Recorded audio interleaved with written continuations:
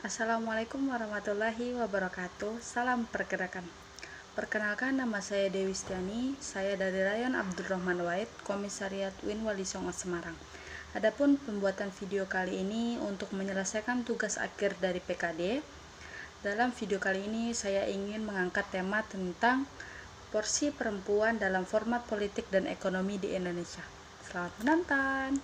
Sekarang di bidang kesetaraan gender tercermin sangat jelas perbedaan rendahnya keterwakilan perempuan dalam struktur lembaga perwakilan Indonesia.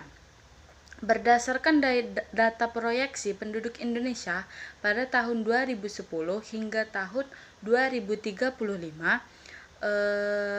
dari total 261,9 juta penduduk Indonesia pada tahun 2017, penduduk perempuannya berjumlah 130,3 juta jiwa atau sekitar 49,75% dari popularitas. Tingginya popularitas tidak bisa menjamin profesi seorang perempuan di kursi DPR, di mana kursi DPR hanya menyisakan 3% dari populasi laki-laki. Untuk meningkatkan peran perempuan yang dilakukan untuk menerbitkan peraturan dalam Undang-Undang Dasar dapat menjamin peningkatan keterwakilan perempuan di kursi DPR.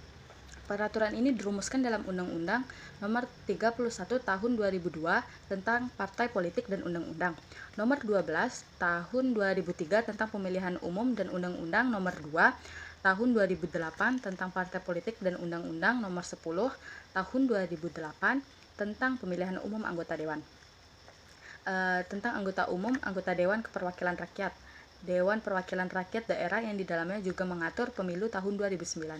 Adapun dari upaya ini juga hanya menyisakan 30% untuk kursi perempuan, untuk memberikan profesi perempuan sebagai DPR. Kedua yaitu porsi perempuan dalam bidang ekonomi di Indonesia. Perempuan di bidang ekonomi pada umumnya tidak terlepas dari kemiskinan. Perempuan dalam kegiatan usaha secara umum terbagi menjadi 4, yaitu perempuan yang tidak mampu berusaha karena beban kemiskinan, perempuan yang belum atau yang tidak berusaha, yang ketiga perempuan pengusaha mikro, yang keempat perempuan yang pengusaha kecilan atau menengah. Perempuan yang tidak mampu berusaha karena beban kemiskinan, khususnya dalam memenuhi pendidikan dan kesehatan, bahkan untuk mencukupi kehidupannya sehari-hari saja itu sangat sulit, dan di kalangan masyarakat juga kalangan masyarakat, terutama pada kalangan keluarga, lebih mementingkan pendidikan bagi laki-laki daripada perempuan. Hal ini juga sangat mendukung rendahnya pendapatan perempuan atau susahnya untuk mendapat profesi bagi seorang perempuan. Ini ada 3 pendekatan kemiskinan, yaitu kultural, struktural, dan alamiah. Baik, secara detail saya akan menjelaskan ketiga jenis kemiskinan yang sering melanda kaum perempuan.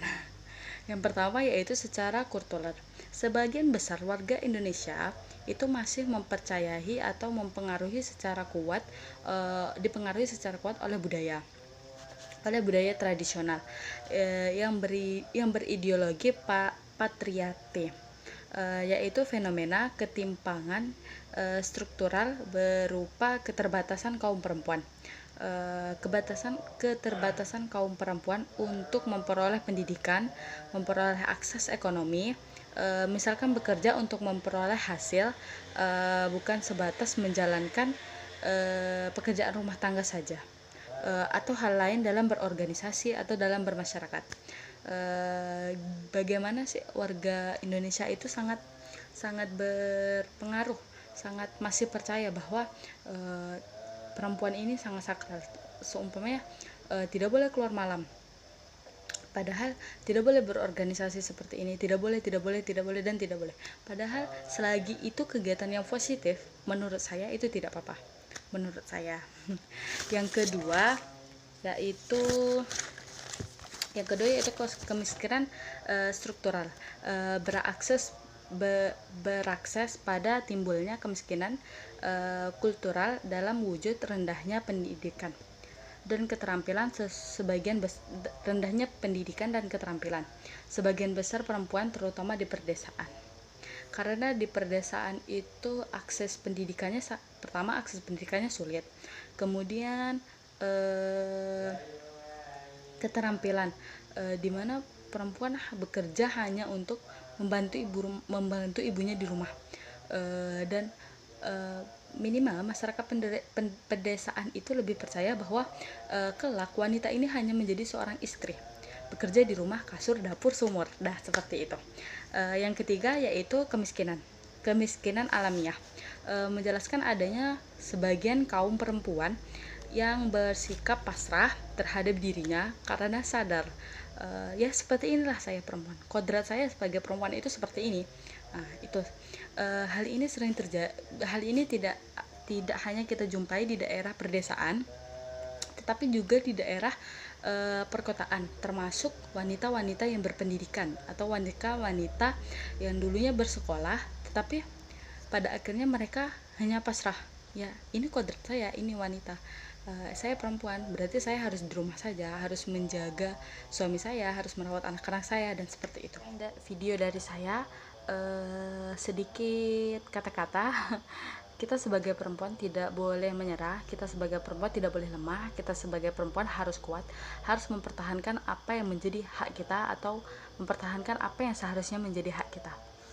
Baiklah, jangan lupa like, komen, dan subscribe. Dadah. Wassalamualaikum warahmatullahi wabarakatuh. Salam pergerakan.